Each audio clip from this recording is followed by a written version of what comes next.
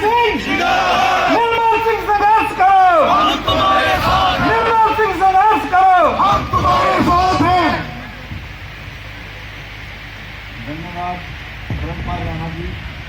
उपस्थित democratic front के हमारे साथी बिट्टू चावला जी, सुधा के प्रकाश सिंह जी, चित्रा सरवाला जी, रेवा से वीरभान जी, गिरानी से सर्वजोत और उनके साथी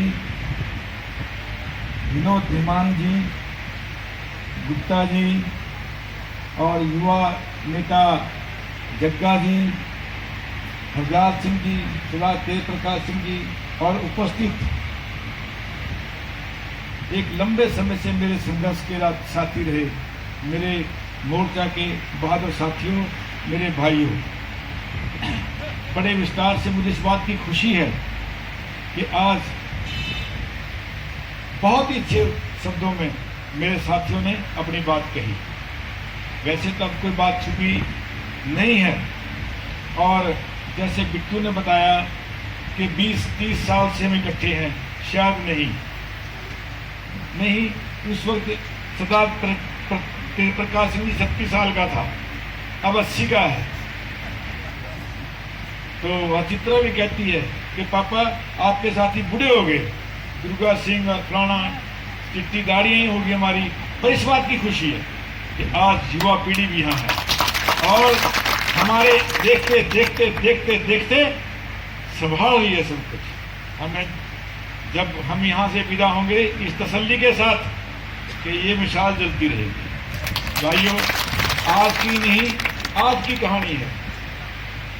जब सभ्यताएं बन रही थी उस दिन से संघर्ष करते आ रहे हो आप, भूखे रह के दुनिया का पेट पाड़ा, आप दाएं सही, भगवान से भी नाराज रह लिए, जमीन से मोहब्बत की, हमलावर आए लेकिन आपने जमीन नहीं छोड़ी, भूखे भी रहते थे, इसी को मां कहते थे। जमीन के टुकड़े के लिए मर मारने की कहानियां किससे भी आपके साथ जुड़े हुए हैं। समय गुजरता गया, बदलता चला गया, ये बात समझ में आने लगी कि ये अन्नदाता है, ये दुनिया के पेट पालता है। गुलामियां, तार चढ़ाव, संघर्ष के समय चलते रहे, ईस्ट इंडिया कंपनी आ गई और ऐसा समय भी आया कि बिहार में 15 लाख आदमी भूख से मर गए। सारी दुनिया में त्राही त्राही हुई, अंग्रेजों की शर्मिंदगी उठाने की हुई। देश आजाद हुआ, नियम कानून संविधान लिखा गया और किसान की जो है भूरी भूरी प्रशंसा लिखी गई और ये बात भी जो है जग जाहिर हुई कि हिंदुस्तान के आर्थिक पहिए को किसान घुमाता है।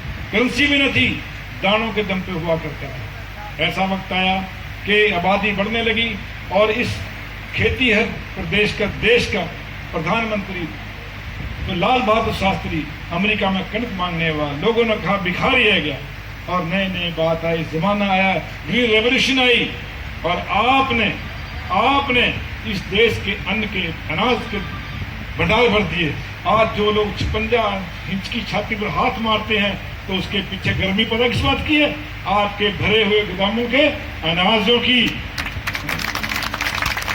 ये आप हो, जय जवान जय किसान का नारा आया, कानून आए और मुझे याद है 77 में जब हारे तो उस वक्त फैमिली प्लानिंग का इशू था, इंदिरा गांधी की पार्टी हर उसको पार्टी से निकाल दिया। हम संजय जी के साथ घुमा करते थे और इंदिरा जी हमसे आम बात किया करती थी और पूछा करती थी मजाक में, फिर क्या हुआ?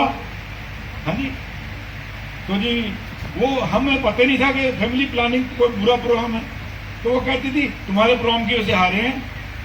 हम कहते थे नहीं जी नहीं, गन्ने का बहुत 6 रुपए क्विंटल है इसलिए हार रहे हैं। और जनता पार्टी आ गई, ये 35,000 रुपये हो गया था, 30,000 वोट 3600 के जी इसकी बहुत कीमत होगी, कीमत गिर के जो 22,000 रह जाएगी। हम ये बातें क्या करते थे तो अच्छा देख लेना। फिर क्या करती, अच्छा गन्ने का क्या भाव है, फलाना है। और मैं कहा जी अब गन्ने का भाव तो 4 है, का भाव कह रहे हैं। मैं कहा जी गन्ना 4 है, पत्ती 6 के नारे लग रहे हैं, गन्ना 4 हो गया, पत्ती 6 के उल्टा हो गया। क्या होना चाहिए?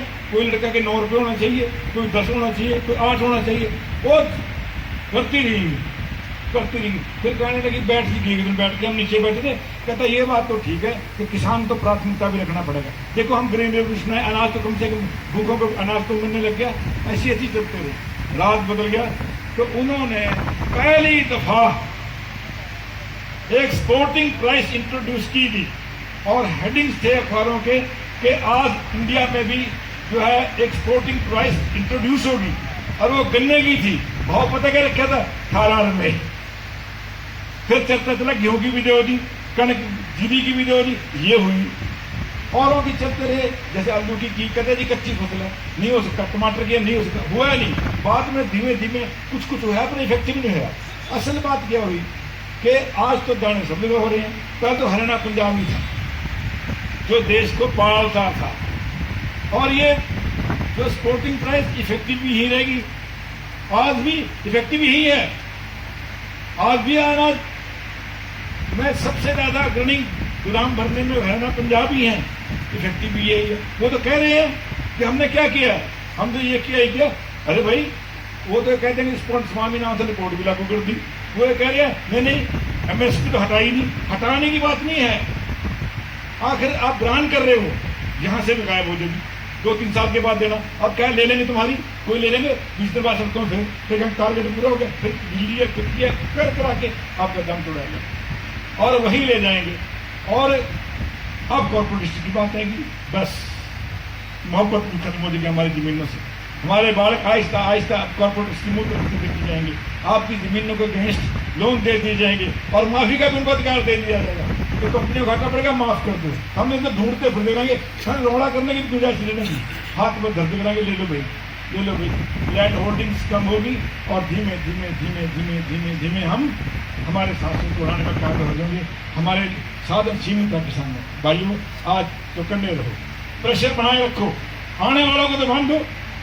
मैं ये दावा करता हूँ कि ये जो महाभारत का शुभारंभ हो रहा है, मोर्चा उसमें ऐसी अनुभव करना आएगा, राज्य बनाएगा, गिराएगा, और देखना कोई राज स्टेट में मोर्चा की प्राणी बनेगा। और हम बातें करेंगे कि आज हवा में है कि कानून लाओ, आने वाले कहीं तो सही कि जब आएंगे हम कानूनन गारंटी दे देंगे उसकी, और कॉर्पोरेट से को दूर रखेंगे किसान से। हमारी आज़ादी हमारे पास रहेगी। ऐसा ना हो कि हम उनकी मुंह तरफ देखते हैं, जो हमारे हाथ में तो भिखारियों की पोजीशन न बनाए थे, कभी 2000 दे दिए, हमें कभी दे दिया, हमें पता क्या कर रहे हैं, आप ही को लुटा जा रहा है।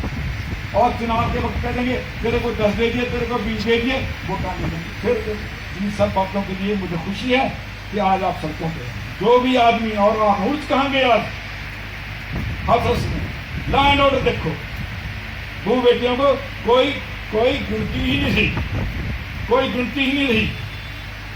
क्या क्या आपके देश में घट रहा है आज।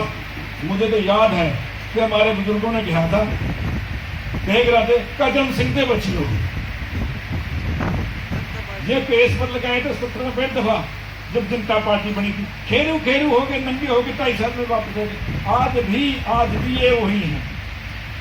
इनको तो कंपनियों के अमीर आदमियों के लावाले पूंजीवाद की तरफ बढ़ रहे हैं।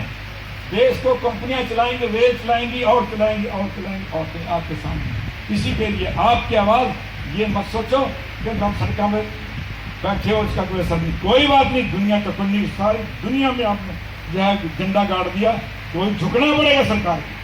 सरकारें गिरेंगी, वो बनेगी, तो उस बात की गारंटी देंगी कि हम किसान को आगे रखेंगे। कुछ नहीं, आपने देखा वादे हर चुनाव में नए नए पता चल गया, उस चुनावी बात थी। लेकिन एक ही बात, किसी का मैनिफेस्टो में पढ़ो, एक ही पढ़ो कि क्या उसको प्राथमिकता पे किसान को रखा गया, प्राथमिकता दी गई है या नहीं दी गई है। पूरी एक मुझे आशा है मेरे मोर्चा के साथी जो है इस प्रदेश की, इस देश की राजनीति का रंग बदल देंगे और अपने इलाका का झंडा, अपना HDF का झंडा इतना ऊंचा लहराएंगे कि हर बात जो तुम कहोगे वो मायने रखेगी। मैं आपको शाबाश देता हूँ, और शाबाश देता हूँ मैं किसान यूनियन वालों को भी, जो एक नॉन पॉलिटिकल संगठन है लेकिन हमेशा बिना स्वार्थ के आवाज उठाता है। हमारे साथी हमेशा हमको कोऑपरेट करते आए और कोऑपरेट करेंगे।